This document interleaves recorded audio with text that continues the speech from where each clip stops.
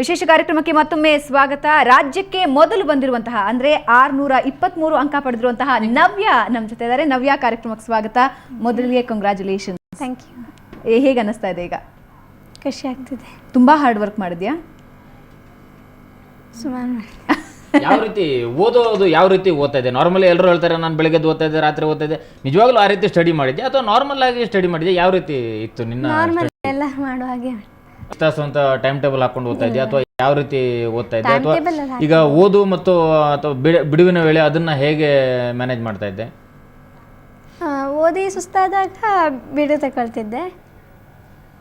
ಮತ್ತು time table ಅಂತ ಏನು ಪರ್ಟಿಕ್ಯುಲರ್ ಆಗಿರಲಿಲ್ಲ. ಓಕೆ, ನಿನ್ನ ಜೊತೆ ಮಾತಾಡ್ತೀನಿ. ಈಗ ವಿಜಯಲಕ್ಷ್ಮಿ ನಮಗೆ ಕರೆ ಮಾಡಿದ್ದಾರೆ. 84% ಪಾಸ್ ಆಗಿದ್ದಾರೆ. ವಿಜಯಲಕ್ಷ್ಮಿ, ಮೊದಲಿಗೆ ನಿಮಗೆ ಕಂಗ್ರಾಚುಲೇಷನ್ಸ್. ನಿಮ್ಮ ಪ್ರಶ್ನೆ ಏನಿದೆ ಕೇಳಿ. ಆಂಟೋನಿ ಅವ್ರು ನಮ್ಮ ಜೊತೆ ಇದ್ದಾರೆ, ಸಂಪತ್ ಅವ್ರು ನಮ್ಮ ಜೊತೆ ಇದ್ದಾರೆ. ಮಾತಾಡಿ ಅವ್ರ ಜೊತೆ. ಹಲೋ, ಮಾತಾಡಿ ವಿಜಯಲಕ್ಷ್ಮಿ. ಹಲೋ ಹಲೋ, ಹೇಳಿ, ಕೇಳಿಸ್ತಾ ಇದೆ, ಹೇಳಿ. ಸರ್, ನಾನು 84.60% ಬಂದಿದೆ. ನಾನು ಸೈನ್ಸ್ ಮಾಡ್ಬೇಕಂತಿದ್ದೀನಿ. ಬಟ್ ನಂಗೆ ಸೈನ್ಸ್ ಅಲ್ಲಿ 71 ಮಾರ್ಕ್ಸ್ ಬಿದ್ದಿವೆ. ಬಟ್ 80. ಓಕೆ, ಅವ್ರು ಏನು ಹೇಳ್ತೀರಾ ಸಂಪತ್ ಅವರೇ? ಅಂದರೆ ಸ್ವಲ್ಪ ಕನ್ಫ್ಯೂಷನ್. ಸೈನ್ಸಲ್ಲಿ ಕಮ್ಮಿ ಬಂದಿದೆ, ಆದರೆ ಸೈನ್ಸ್ನ ಆಯ್ಕೆ ಮಾಡ್ಕೋಬೇಕು ಅನ್ನೋ ಗೊಂದಲ. ಅದರಲ್ಲಿ ಏನು ತಪ್ಪೇನಿಲ್ಲ. ನಾನು ಮೊದಲೇ ಹೇಳಿದಾಗೆ ಮಾರ್ಕ್ಸ್ಗಳು ನಿಮ್ಮ ಒಂದು ಅಳತೆಯನ್ನು, ನಿಮ್ಮ ಒಂದು ಜ್ಞಾನವನ್ನು ಕರೆಕ್ಟಾಗಿ ಅಳತೆ ಮಾಡುತ್ತೆ ಅಂತ ಒಂದು ಹೇಳೋಕ್ಕಾಗೋದಿಲ್ಲ. ನೀವು 10 ವರ್ಷದಿಂದ 12 ವರ್ಷದಿಂದ ಓದಿರೋ ಒಂದು ಸೈನ್ಸ್ ಸಬ್ಜೆಕ್ಟಿನ ಒಂದು 3 ಗಂಟೆ ಕಾಲದಲ್ಲಿ ಒಂದು ಕ್ವಶನ್ ಪೇಪರಲ್ಲಿ ಇವತ್ತಿನ ನಡೀತಾ ಇರೋ ಒಂದು ಎವ್ಯಾಲ್ಯೂಯೇಷನ್ ಮಾಡೋ ಒಂದು ಸ್ಟ್ಯಾಂಡರ್ಡ್ಸ್ಗಳಲ್ಲಿ ಅದು ಹೆಚ್ಚು ಕಮ್ಮಿ ಆಗ್ಬೋದು. ಬಟ್ ನಿಮಗೆ ಮೊದಲಿಂದ ಸೈನ್ಸಲ್ಲಿ ಇಂಟ್ರೆಸ್ಟ್ ಇದೆ, ನಿಮಗೆ ಸೈನ್ಸ್ ಒಂದು ಮುಂದೆ ನಾನು ಸೈನ್ಸ್ ಫೀಲ್ಡಲ್ಲಿ ನಾನು ಏನಾದರೂ ಮಾಡಬೇಕು ಅಂದರೆ ಧೈರ್ಯವಾಗಿ ತೊಗೊಳ್ಳಿ. ನಿಮ್ಮ ಮಾರ್ಕ್ಸು ಯಾವುದೇ ಒಂದು ನನ್ನ ಪ್ರಕಾರ ಒಂದು ಮಾನದಂಡ ಅಲ್ಲ. ಅಂದರೆ ಈಗಿನ ಮಾರ್ಕ್ಸ್ಗಿಂತ ಅವರು ಮುಂದೆ ಪ್ರಯತ್ನ ಪಟ್ಟು ಮತ್ತೆ PUCನಲ್ಲಿ ಹೆಚ್ಚಿಗೆ ಒಳ್ಳೆ ಸಾಧನೆ ಮಾಡ್ಬೋದು. ಹೌದು, 70 ತೊಗೊಂಡಿರೋರು 100 ತೊಗೊಂಡಿರೋರು ನಾನು ನೋಡಿದ್ದೀನಿ, 60 ತೊಗೊಂಡಿರೋರು 99 ತೊಗೊಂಡಿರೋದು ನೋಡಿದ್ದೀನಿ. ಹಾಗಾಗಿ 10ನೇ ಸ್ಟ್ಯಾಂಡರ್ಡ್ನಲ್ಲಿ ಏನು ಮಾಡಿದ್ದಾರೆ ಅದು 12ನೇ ಸ್ಟ್ಯಾಂಡರ್ಡ್ ಅಥವಾ ಸೆಕೆಂಡ್ PUCನಲ್ಲಿ ಏನು ಮಾಡ್ತಾರೆ ಅದಕ್ಕೆ ಯಾವುದೇ ಒಂದು ಡೈರೆಕ್ಟಾಗಿ ಒಂದು ಕೋರಿಲೇಷನ್ ಇಲ್ಲ.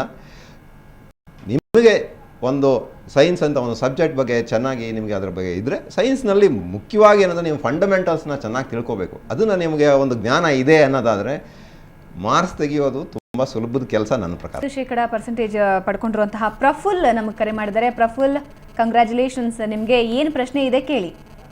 ಹಲೋ ಮೇಡಮ್, ಹೇಳಿ ಪ್ರಫುಲ್. 95% ಬಂದಿದೆ. ಕಂಗ್ರಾಟ್ಸ್. ಸೈನ್ಸ್ ಅಂದ್ರೆ ಇಷ್ಟ. ಸೈನ್ಸ್ ತಗೊಬೇಕು ಅನ್ಕೊಂಡಿದೀನಿ. ಏನು ಹೇಳ್ತೀರಾ ಆಂಟೋನಿ ಅವರೇ, ಸೈನ್ಸ್ ತಗೋಬೇಕು ಅಂತ? ಸೊ ವಾಟ್ ಇಸ್ ದ ಮುಂದಿನ ಫ್ಯೂಚರ್ ಬಗ್ಗೆ ಎಷ್ಟು ಫೈನಲೈಸ್ ಏನು ಮಾಡಬೇಕು? What is the reason is opting for science ಅಂತ? ಸೈನ್ಸ್ ತಗೊಳ್ಳೋ ಉದ್ದೇಶ ಏನು? ಏನು ಮಾಡಬೇಕು ಅನ್ಕೊಂಡಿದ್ದೀರಾ ಪ್ರಫುಲ್? ಮುಂದಕ್ಕೆ ಸೈನ್ಸ್ ತಗೊಂಡು ಮೆಡಿಕಲ್ ಮಾಡಬೇಕು ಅನ್ಕೊಂಡಿದ್ದೀನಿ. ಮಾಡಬೇಕು ಅಂತ ಅನ್ಕೊಂಡ್ರೆ ಅನಿವಾರ್ಯವಾಗಿ ಸೈನ್ಸ್ ತಗೊಳ್ಳೇಬೇಕು, ಅದ್ರ ಬೇರೆ ಏನು ದಾರಿನೇ ಇಲ್ಲ ಅದರಲ್ಲಿ. ಓಕೆ ಪ್ರಫುಲ್, ಹೇಳೋ ಪ್ರಕಾರ ನೀವು ಮೆಡಿಕಲ್ನ ತಗೋಬೇಕು ಅಂದ್ಕೊಂಡಿದ್ರೆ ಸೈನ್ಸ್ ತಗೊಳ್ಳೇಬೇಕು ಅಂತ ಹೇಳ್ತಿದ್ದಾರೆ. ಸೊ ಧನ್ಯವಾದ ನಮ್ಮ ಜೊತೆ ಮಾತಾಡಿದ್ದಕ್ಕೆ. ಓಕೆ ಮಾನಸ, ಈಗಾಗಲೇ ಈ ಪ್ರಶ್ನೆನ ಕೇಳಿದ್ದಾರೆ ವಿನಾಯಕ್ ಅವರು. ನಿನ್ನೂ ಕೇಳ್ತೀನಿ. ಏನಾದರೂ ಸ್ಪೆಷಲ್ ಟ್ರಿಕ್ಸ್ ಏನಾದರೂ ಯೂಸ್ ಮಾಡ್ತಿದ್ಯಾ? ಅಂದರೆ ಈ ರೀತಿ ಓದಿದ್ರೆ ನನಗೆ ನೆನಪಿನ ಶಕ್ತಿ ಚೆನ್ನಾಗಿರುತ್ತೆ, ಈ ರೀತಿ ಓದಿದ್ರೆ ಚೆನ್ನಾಗಿ ಅರ್ಥ ಆಗುತ್ತೆ, ಇಷ್ಟೊತ್ತು ಓದಿದ್ರೆ ನನಗೆ ಯೂಸ್ ಆಗುತ್ತೆ, ಈ ಥರ ಏನಾದರೂ ಇತ್ತಾ? ನಾನು ಓದಿದ್ದೀನಿ, ಬಂದಿದೆ. ಸ್ಟಡಿ ಹಾಲಿಡೇಸ್ ಟೈಮಲ್ಲೆಲ್ಲ ಸ್ವಲ್ಪ ಜಾಸ್ತಿ ಓದಿದ್ದೀನಿ. ಆಮೇಲೆ ನಂದು ಬೆಳಗ್ಗೆಕ್ಕಿಂತ ರಾತ್ರಿ ನಾನು ಓದೋದು ಜಾಸ್ತಿ, ಯಾಕೆಂದ್ರೆ ನಂಗೆ ಆ ಟೈಮ್ ನನ್ಗೆ ಸೂಟೇಬಲ್ ಅನಿಸ್ತಾ ಇತ್ತು. ಅಂದ್ರೆ ನಾನು 9 o'clock ಆದ್ಮೇಲೆ ಓದಿದ್ರೆ ಬೇಗ ಅರ್ಥ ಆಗುತ್ತೆ, ಆಮೇಲೆ ಬೇಗ ಗ್ರಾಸ್ ಮಾಡಕ್ಕಾಗುತ್ತೆ ಅಂತ ಅನಿಸ್ತು. ಸೊ ನಾನು ಆವಾಗ ಓದ್ತಾ ಇದ್ದೆ.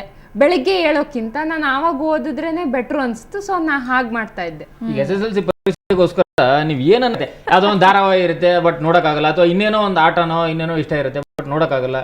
ಈ ನಮ್ಮಂತವ್ರಿಗೆ ಎಲ್ಲ ವರ್ಲ್ಡ್ ಕಪ್ ಬಂದ್ಬಿಡುತ್ತೆ, ನೋಡೋಕ್ಕಾಗಲ್ಲ. ಈ ಥರ ನೀವು ಏನು ತ್ಯಾಗ ಏನು ಮಾಡಿದ್ರಿ ನೀವು SSLC ಪರೀಕ್ಷೆಗೋಸ್ಕರ?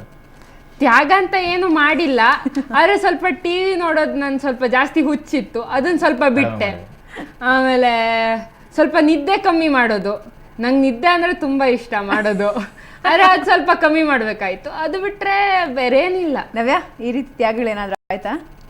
ಒಂದು ನಿದ್ದೆ ಮತ್ತೆ ಅಂದ್ರೆ ಆರೋಗ್ಯ ಹೌದು, ಕೆಡಬಾರದು ಹೊರಗಡೆ ಅಂತ. ಕೆಲವರಿಗೆ ಹೊರಗಡೆ ಹೋಗಿ ಚಾಟ್ಸ್ ಜಂಕ್ ಫುಡ್ಸ್ ತಿನ್ನೋದು ಭಾರಿ ತಿನ್ನೋದು ಇಷ್ಟ. ಕ್ರೇಜ್ ಇರುತ್ತೆ. ಬಟ್ ಆ ಟೈಮಲ್ಲಿ ಯಾವ ಲೆವೆಲ್ಗೆ ಅವ್ರು ಭಯ ಪಟ್ಬಿಡ್ತಾರೆ ಅಂದ್ರೆ ಹೊರಗಡೆ ಹೋಗೋದಕ್ಕೂ ಭಯ ಪಟ್ಬಿಡ್ತಾರೆ. ಹೋದ್ರೆ ಟೆಂಪ್ಟ್ ಆಗ್ತೀನಿ, ತಿಂದ್ಬಿಡ್ತೀನಿ, ಆರೋಗ್ಯ ಆಮೇಲೆ ಈ ಹಾಳಾಗುತ್ತೆ, ಸಾಮಾನ್ಯವಾಗಿ ಹೋಗಕ್ಕಾಗಲ್ಲ. ಮದುವೆ ಈ ತರದ ಕಾರ್ಯಕ್ರಮಗಳಿರುತ್ತೆ, ಸಾರ್ವಜನಿಕ ಕಾರ್ಯಕ್ರಮಗಳು, ಅಲ್ಲಿ ಹೋದಾಗ ಏನು ಕುಡಿಯೋದು ತಿನ್ನೋದು ಮಾಡಲ್ಲ ಅಥವಾ ಅವುಗಳಿಗೆ ಹೋಗಲ್ಲ ಭಾಳ ಜನ, ಈ ತರ ಇರುತ್ತೆ.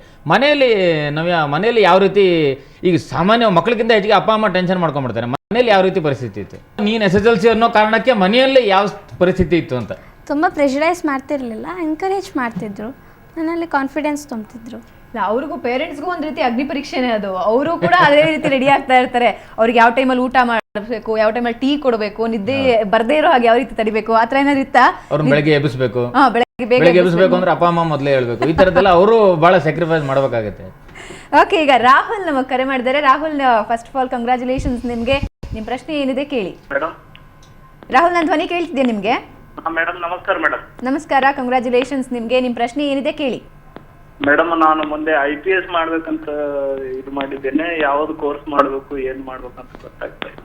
ಓಕೆ, ಸಂಪತ್ ಅವರೇ, IPS ಮಾಡಬೇಕು ಅನ್ನೋ ಆಸೆ ಇದೆ. ನೀವು IPS ಮಾಡಬೇಕು ಅಂದರೆ ನಿಮ್ಮ ಒಂದು ಉದ್ದೇಶಕ್ಕಾಗಿ ನೀವು ಏನು ಮಾಡಿದ್ರೂ ಪರವಾಗಿಲ್ಲ. ಅಲ್ಲ, ಯಾವ್ದನ್ನ? ಸೈನ್ಸ್? ಅದೇ ಹೇಳಿದ್ದು, ನೀವು ಸೈನ್ಸ್ ಆಗಲಿ, ಆರ್ಟ್ಸ್ ಆಗಲಿ, ಕಾಮರ್ಸ್ ಆಗಲಿ, ನೀವು ಯಾವುದನ್ನೇ ತೊಗೊಂಡ್ರು ಅದರಲ್ಲಿ ಏನೂ ತೊಂದರೆ ಇಲ್ಲ.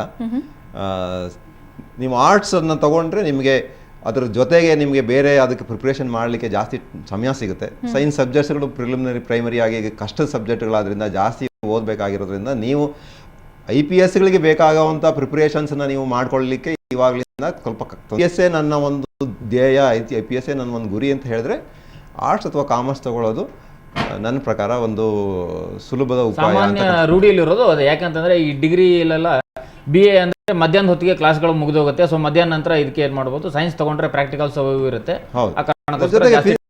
ಪಾರ್ಟಿಸಿಪೇಟ್ ಮಾಡಿ ಆಗಿ ಅದಕ್ಕೆ ಒಂದು ಬೇಕಾದಂಥ ಒಂದು ಕಾನ್ಫಿಡೆನ್ಸು, ಒಂದು ಎಬಿಲಿಟಿ, ಅದನ್ನ ಡೆವಲಪ್ ಮಾಡ್ಕೊಳ್ಳಿಕ್ಕೆ ಅವರಿಗೆ ಬೇರೆ ಬೇರೆ ಆಕ್ಟಿವಿಟಿಗಳಲ್ಲಿ ಪಾರ್ಟಿಸಿಪೇಟ್ ಮಾಡೋದಕ್ಕೆ ಟೈಮ್ ಇರುತ್ತೆ. ಸೈನ್ಸಲ್ಲಿ ತಗೊಂಡಾಗ ಸೈನ್ಸ್ ಸಬ್ಜೆಕ್ಟ್ಸ್ಗಳಿಗೆ ಮನೆಯಲ್ಲೂ ನೀವು ಒಂದ್ಸರಿ ತಗೊಂಡ್ಮೇಲೆ ಬಿಡೋದಿಲ್ಲ, ಆಮೇಲೆ ಕಾಲೇಜುಗಳಲ್ಲೂ ಅಷ್ಟೇನೆ ಇರ್ತಾರೆ. ಸೊ ಹಾಗಾಗಿ ನೀವು ಮತ್ತೆ ಮಧ್ಯಕ್ಕೆ ಬಂದು ಆ ಕಡೆ ಈ ಕಡೆ ನೋಡೋ ಥರ ಆಗುತ್ತೆ. ಅದ್ರ ಬದಲು ನೀವು ಆರ್ಟ್ಸ್ ಅಥವಾ ಕಾಮರ್ಸ್ ತೊಗೊಂಡ್ರೆ ಓಕೆ, ನಾನು ಇದಕ್ಕೋಸ್ಕರನೇ ತೊಗೊಂಡಿದ್ದೀನಿ, ನನ್ನ ಧ್ಯೇಯ ಇದೇನೆ, ನಾನು ಅದಕ್ಕೆ ಏನು ಬೇಕೋ ಇದ್ರ ಜೊತೆಗೆ ಅದನ್ನು ಮಾಡ್ಕೊಳ್ತೀನಿ ಅನ್ನೋ ಒಂದು ಕಾನ್ಫಿಡೆನ್ಸು. ಕರೆ ಮಾಡಿದ್ದಾರೆ. 76% ಅಂಕಗಳಿಂದ ಗೆದ್ಕೊಂಡಿದ್ದಾರೆ. So first of all congratulations Lakshmi. ಏನ್ ನಿಮ್ ಪ್ರಶ್ನೆ? ನಾನು ಈ ಮಾರ್ಕ್ಸ್ ತಗೊಂಡಿದ್ದೀನಲ್ಲ, ಮುಂದೆ ಏನ್ ಮಾಡ್ಬೋದು ಅಂತ ಕೇಳ್ತಾ ಇದ್ದೀನಿ. ನಿನಗೆ ಯಾವ್ದ್ರಲ್ಲಿ ಇಂಟ್ರೆಸ್ಟ್ ಇದೆ? ನನ್ ಸೈನ್ಸ್ ನಲ್ಲಿ ಇಂಟ್ರೆಸ್ಟ್. ಸೈನ್ಸ್ ಓದಿ ಏನ್ ಮಾಡ್ಬೇಕು ಅಂತಿದ್ಯಾ? ನಾನು ಡಾಕ್ಟರ್ ಆಗ್ಬೇಕು ಅಂತ ಇತ್ತು. ಓಕೆ, ಏನ್ ಹೇಳ್ತೀರಾ ಅಂತಣಿ ಅವರೇ? ಎಲ್ಲರೂ ಡಾಕ್ಟರ್ಗಳು ಆಗ್ತಾ ಇದ್ರೆ ಪೇಷಂಟ್ಗಳು ಯಾರು ಇರ್ತಾರೆ ಆಮೇಲೆ? So anyway, first of all congratulation. 76 is a good percentage. But ಇನ್ನು effort she has to put on. ಯಾಕಂದರೆ ಡಾಕ್ಟರ್ CET ಎಲ್ಲ ಎಂಟ್ರೆನ್ಸ್ ಎಲ್ಲ ಇದೆ. She has to work hard. So she has to put more, ಹೆಚ್ಚು ಸಮಯ ಎಜುಕೇಶನ್ಗೆ ಹಾಕಲೇಬೇಕು. ಆಮೇಲೆ 76ರಲ್ಲಿ ಕೂಡ ಯಾವ್ಯಾವ ಸಬ್ಜೆಕ್ಟಿಗೆ ಎಷ್ಟೆಷ್ಟು ಬರ್ತದೆ ಅನ್ನೋದನ್ನು ಕೂಡ ಸೈನ್ಸ್ ಬೇಕಾ, ಬೇರೆ ಸಬ್ಜೆಕ್ಟ್ ಬೇಕಾ ಅಂತ. ಎಕ್ಸಾಕ್ಟ್ಲಿ. ಇಲ್ಲ ಡಾಕ್ಟರ್ ಆಗ್ಬೇಕಂದ್ರೆ ತನ್ನ ಆಸೆನ ಅಥವಾ ತಂದೆ ತಾಯಿ ಆಸೆನ, ಅದು you have to find out. ಯಾಕಂದರೆ ಯಾರೋ ಅಂಕಲ್ ಆಂಟಿ ಯಾರೋ ಹೇಳಿರ್ತಾರೆ ನೀವು ಆಗಬೇಕಮ್ಮ ಆಗಬೇಕು ಅಂತ. So they you have to find out ಅವರ ನಿಜವಾದ ಆಸೆ ಏನು ಅಂತ.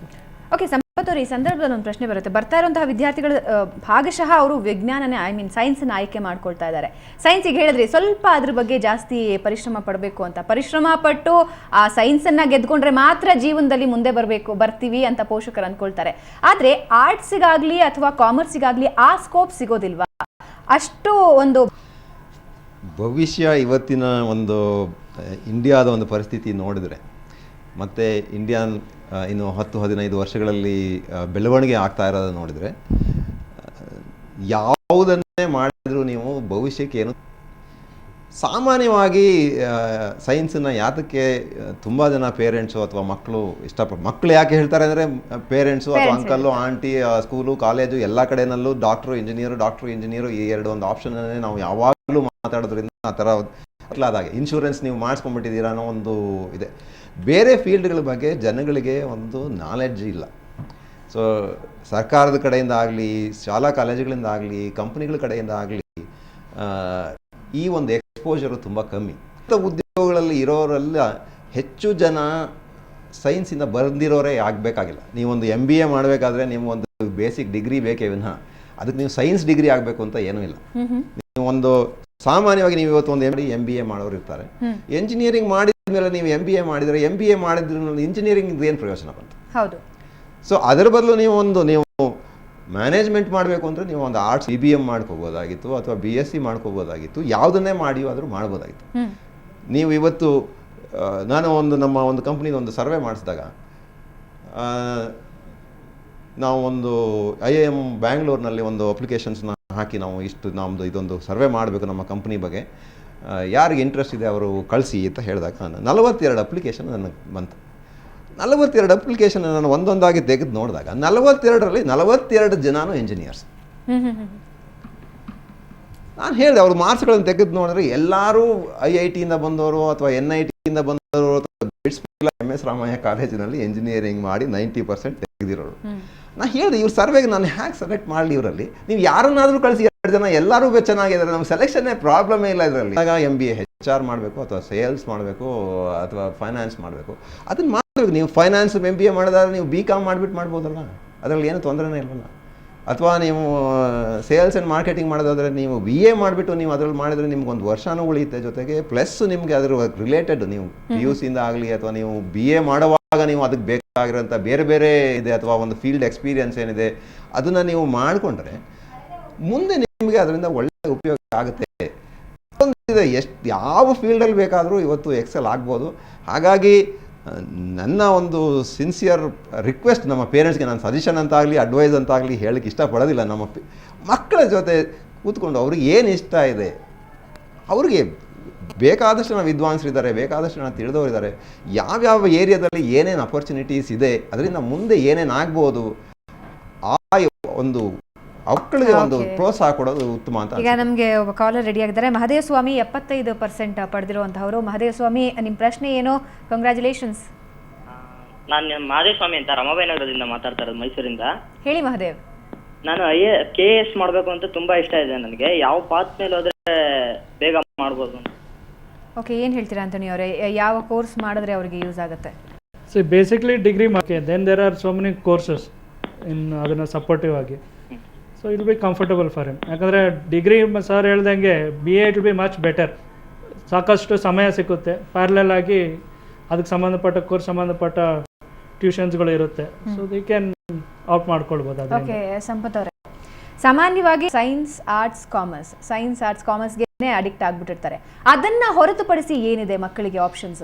ಬೇಕಾದಷ್ಟಿದೆ. ಇವತ್ತು ಸೈನ್ಸ್ ಆರ್ಟ್ಸ್ ಕಾಮರ್ಸ್ ಅನ್ನೋದು 3 ಟ್ರೆಡಿಷನಲ್ ಆಪ್ಷನ್ಸ್. ತುಂಬ ವೆಕೇಷನಲ್ ಕೋರ್ಸಸ್ ಇದೆ. ನಾವು ಇವಾಗ ಕಾಲಗಳು ಬರ್ತಾ ಇರೋದಾಗಲಿ ಅಥವಾ ಇಲ್ಲಿರೋ ಮಕ್ಕಳಾಗಲಿ ನಾವು ಬರೀ ತುಂಬ ಒಳ್ಳೆ ಅಂಕಗಳನ್ನ ಮಾತಾಡ್ತಾ ಇದ್ದೀವಿ. ಆದರೆ 35% ಬಂದಿರೋರಾಗಲಿ 50% ಬಂದಿರೋರಾಗಲಿ 60% ಬಂದಿರೋರಾಗಲಿ ನನ್ನ ಪ್ರಕಾರ ಅವರು ಒಂದು ಟೈಮಲ್ಲಿ ಪ್ರಾಬಬ್ಲಿ ಇವ್ರುಗಳನ್ನ ಎಂಪ್ಲಾಯ್ ಮಾಡ್ಕೊಳ್ಳೋವಂಥ ಒಂದು ಸ್ಟೇಜಿಗೆ ಬರ್ತಾರೆ. ಹಾಗಾಗಿ ಯಾವುದೇ ಒಂದು ಫೀಲ್ಡನ್ನು ನೀವು ಬೇಕಾದರೂ ಚೂಸ್ ಮಾಡ್ಕೋಬೋದು. ನೀವು ಚೂಸ್ ಮಾಡಿಕೊಂಡ ಫೀಲ್ಡಲ್ಲಿ ನಿಮಗೆ ನಿಜವಾಗ್ಲೂ ಇಂಟ್ರೆಸ್ಟ್ ಇದೆ ಅನ್ನೋದನ್ನ ನೀವು ಒಂದು ಫಸ್ಟ್ ಕನ್ಫರ್ಮ್ ಮಾಡಿಕೊಂಡು ಮಾಡಿದರೆ ಬೇಕಾದಷ್ಟು ನಿಮ್ಮ ಮಾಧ್ಯಮಗಳಲ್ಲಿ ಇರ್ಬೋದು. ಆದರೆ ಕೆಲವೊಂದು ಸಂದರ್ಭದಲ್ಲಿ ಒಂದು ಪ್ರಶ್ನೆ ಉದ್ಭವ ಆಗುತ್ತೆ, ಸೈನ್ಸ್ ಆರ್ಟ್ಸ್ ಕಾಮರ್ಸ್ನ ಹೊರತುಪಡಿಸಿದ್ರೆ ಬೇರೆದಕ್ಕೆ ವ್ಯಾಲ್ಯೂನೇ ಇಲ್ಲ ಅನ್ನೋ ಒಂದು ಮಾತು ಕಂಡು ಬರುತ್ತೆ. ವಿನಾಯಕ್ ಅವರ ಪ್ರತಿ ಬಾರಿಯೂ ಕೂಡ ಇಂಥದ್ದೇ ಆಗುತ್ತೆ. ಮಕ್ಕಳು ಆಪ್ಷನ್ಗಳನ್ನು ಮುಂದಿಟ್ಟಾಗ ತಂದೆ ತಾಯಿ ಹೇಳೋದೇ ಅದು, ಸೈನ್ಸು ಕಾಮರ್ಸ್ ಆರ್ಟ್ಸ್ ಇದು 3 ಯಾವುದಾದ್ರೂ ಮಾಡು, ಅದನ್ನ ಬಿಟ್ಟು ನೀನು ಏನೇ ಮಾಡಿದ್ರು ಡಿಪ್ಲೊಮಾ ವಿಷಯಕ್ಕೂ ಹಂಗೆ ಬರ್ತಾರೆ, ಅದರಲ್ಲಿ ಸ್ಕೋಪ್ ಇಲ್ಲ, ಅದರಿಂದ ಬೆಲೆ ಇಲ್ಲ ಅಂತ. ನಿಜಾನಾ? ನಿಜ ಮಾಡ್ತಾರೆ ಅಂದರೆ ಒಂದು ಇನ್ಶೂರೆನ್ಸ್, ನೀವು ಇಂಜಿನಿಯರಿಂಗ್ ಮಾಡಿದ ಮೇಲೆ ನಿಮ್ಮ ಲೈಫ್ ಸೆಟ್ಲ್ ಆಗಿಬಿಡುತ್ತೆ ಅಂತ ಹೇಳಿ. ಆದರೆ ಇವತ್ತಿನ ಒಂದು ಸಮೀಕ್ಷೆ ಪ್ರಕಾರ, NASSCOM ಸಮೀಕ್ಷೆ ಪ್ರಕಾರ ಇವತ್ತು ಎಂಜಿನಿಯರ್ಗಳಲ್ಲೂ ಕೂಡ 100ರಲ್ಲಿ 85 ಜನ ನಾಟ್ ಎಂಪ್ಲಾಯಬಲ್ ಅಂತ. ಸೊ ನಾವು ನಮ್ಮ ಕಂಪ್ನಿಯಲ್ಲಿ ಒಂದು ಎಂಪ್ಲಾಯಬಿಲಿಟಿ ಸ್ಕಿಲ್ ಎನ್ಹಾನ್ಸ್ಮೆಂಟ್ ಪ್ರೋಗ್ರಾಮ್ಸ್ ಅಂತ ನಾವು ಮಾಡ್ತೀವಿ, ಫಿನಿಶಿಂಗ್ ಸ್ಕೂಲ್ ಅಂತ ಹೇಳಿ. ನಾವು ಕಾಲೇಜುಗಳಲ್ಲಿ ಹೋಗಿ ಕಾಲೇಜುಗಳಲ್ಲಿ ಇರೋವಾಗಲೇ ಮುಂದೆ ನೀವು ಒಂದು ಯಾವ ಥರ ನೀವೊಂದು ಉದ್ಯೋಗನ ಚೂಸ್ ಮಾಡ್ಕೋಬೇಕು, ಯಾವ ಉದ್ಯೋಗಕ್ಕೆ ಯಾವ್ಯಾವ ಥರ ಒಂದು ಬೇಕಾಗುತ್ತೆ, ಅದಕ್ಕೆ ಬೇಕಾದಂಥ ಒಂದು ಕೌಶಲ್ಯಗಳನ್ನು ನೀವು ಡೆವಲಪ್ ಮಾಡ್ಕೋಬೇಕು ಅಂತ ನಾವು ಹೇಳಿದಾಗ ಇದೇ ಪ್ರಾಬ್ಲಮ್. 100ರಲ್ಲಿ 70, 80, 60% ಜನ ನೀವು ಅವರಿಗೆ ಒಂದು 10 ಸೆಕೆಂಡು ಅವರು ಮಾತಾಡಲಿಕ್ಕೆ ಅವರಿಗೆ ಧೈರ್ಯ ಇಲ್ಲ. ಬಟ್ ಏನಂದ್ರೆ ಸುಮಾರು ಜನ ಒಂದು 50-60% ಜನಗಳಿಗೆ ಏನೋ ಒಂದು ಕೆಲಸ ಸಿಗುತ್ತೆ. ಇವತ್ತು ಒಬ್ಬ ಎಂಜಿನಿಯರು 5, 6, 7, 8, 10 ಸಾವಿರ ರೂಪಾಯಿಗೆ ಕೆಲಸ ಮಾಡಲಿಕ್ಕೆ ರೆಡಿ ಇದ್ದಾನೆ. ಆದರೆ ನೀವು ಮನೆಗೆ ಮಾಡಕ್ಕೆ ಬರೋ ಕೆಲಸ ಮಾಡೋ ಒಂದು ಹೆಂಗಸು ಅಷ್ಟೇ ಸಂಬಳವನ್ನು ಪೊಲೀಸ್ ಆಫೀಸರ್ಗಳು ಕೂಡ ಆಗ್ಬಿಟ್ಟಿದ್ದಾರೆ ಪಾಪ, ಎಂಜಿನಿಯರಿಂಗ್ ಜಾಬ್ ಸಿಗ್ದೇನೆ. ನೀವು ಯಾವುದೇ ಬ್ಯಾಂಕ್ನಲ್ಲಿ ಹೋದ್ರು ಎಂಜಿನಿಯರ್ಸ್ ಒಂದು ಬೇಸಿಕ್ ಡಿಗ್ರಿ ಆಗಿ ಹೋಗ್ಬಿಟ್ಟಿದೆ ಇವತ್ತು. ಅಂತನೇ ನಾವು ಈಗ ಎಲ್ಲ ಪಾಸ್ ಆದವ್ರ ಬಗ್ಗೆ ಇವ್ರ ಬಗ್ಗೆ ಮಾತಾಡ್ತಾ ಇದ್ದೀವಿ. ಈ ಫೇಲ್ ಆದವ್ರ ಕತೆ ಏನು, ಅವ್ರಿಗೆ ನೀವೇನು ಹೇಳಕ್ಕೆ ಬಯಸ್ತೀರಿ? ಯಾಕೆಂದ್ರೆ ಅವರು ಏನೋ ಜೀವನನೇ ಮುಗಿದೋಯ್ತು, ಕಾರ್ಯದಿಂದ ತುಂಬಿಕೊಂಡಿದೆ ಅಂತ ಅನ್ಕೊಂಡ್ಬಿಡ್ತಾರೆ ಪಾಪ. ಆ್ಯಕ್ಚುಲಿ 2010ರಲ್ಲಿ ಕರ್ನಾಟಕದಾದ್ಯಂತ ಸುಮಾರು 17 ಆದರು ಅಂತ ಆತ್ಮಹತ್ಯೆ ಮಾಡಿಕೊಂಡ್ರು. ಅದು ನೋಡಿ ನಿಜವಾಗ್ಲೂ ಮನಸ್ಸು ತುಂಬ ನೋವಾಯಿತು. ಆ ಸಮಯದಲ್ಲಿ ರಕ್ಷಾ ಅಂತ ಒಂದು NGO ಸ್ಟಾರ್ಟ್ ಮಾಡಿದ್ರು. ಇದರ ಫಲವಾಗಿ ಹೋದ ವರ್ಷ ನಮ್ಮ ಸುವರ್ಣ ಚಾನಲಲ್ಲೇ ನಮ್ಮ ಸಂಸ್ಥೆಯ ಸಂಖ್ಯೆಯನ್ನು ಹಾಕಿ ರಿಸಲ್ಟ್ ಬಂದ ದಿವಸ ಅದು ಸ್ಕ್ರಾಲ್ ಮಾಡ್ತಾಯಿದ್ರು. ಸುಮಾರು 110 ಮಕ್ಕಳು ಕಾಲ್ ಮಾಡಿದರು, ಈ ರೀತಿ ಫೇಲ್ ಆಗಿದ್ದೀರಿ. ಮುಂದೆಗಿಂತ ತಂದೆ ತಾಯಿ ತುಂಬ ಜನ ಫೋನ್ ಮಾಡಿದರು, ನಮ್ಮ ಮಗು ಗತಿ ಏನು ಅಂತ. ಸೊ ಆ ಸಮಯದಲ್ಲಿ ಅವ್ರಿಗೆ ಕೌನ್ಸಿಲ್ ಮಾಡಿದಾಗ ಹೋದ ವರ್ಷ ಒಂದು ಮಗು ಸಹ, ಒಂದು ವಿದ್ಯಾರ್ಥಿ ಸಹ ಸೂಸೈಡ್ ಮಾಡ್ಕೊಂಡಿಲ್ಲ. ಸೊ ಈ ಕ್ರೆಡಿಟ್ ಆಗ್ತದೆ. ಓಕೆ, ಆ ಪ್ರಯತ್ನಗಳನ್ನ ನಾವು ಮುಂದುವರಿಸ್ತೀವಿ. ಅಂತಹ ಅನಾಹುತಗಳೆಲ್ಲೂ ಆಗದೆ ಇರಲಿ. ಧನ್ಯವಾದ 4 ಜನಕ್ಕೆ. ನಿಮ್ಮಿಬ್ಬರಿಗೂ ಆಲ್ ದಿ ಬೆಸ್ಟ್. ನಿಮ್ಮ ಫ್ಯೂಚರ್ ಇನ್ನಷ್ಟು ಬ್ರೈಟ್ ಆಗಲಿ ಅಂತ ಆಶಿಸ್ತೀವಿ. ನಿಮ್ಮಿಬ್ಬರಿಗೂ ಕೂಡ ಧನ್ಯವಾದ. ಸೊ ವೀಕ್ಷಕರೇ, ಇದು ಇವತ್ತಿನ ವಿಶೇಷ. ನಾಳೆ ಮತ್ತೊಂದು ವಿಷಯದ ಜೊತೆ ಮತ್ತೆ ಭೇಟಿಯಾಗ್ತೀವಿ. ಕ್ಷಣ ಕ್ಷಣದ ಸುದ್ದಿಗಾಗಿ ನೋಡ್ತಾ ಇರಿ ಸುವರ್ಣ ನ್ಯೂಸ್ 24/7.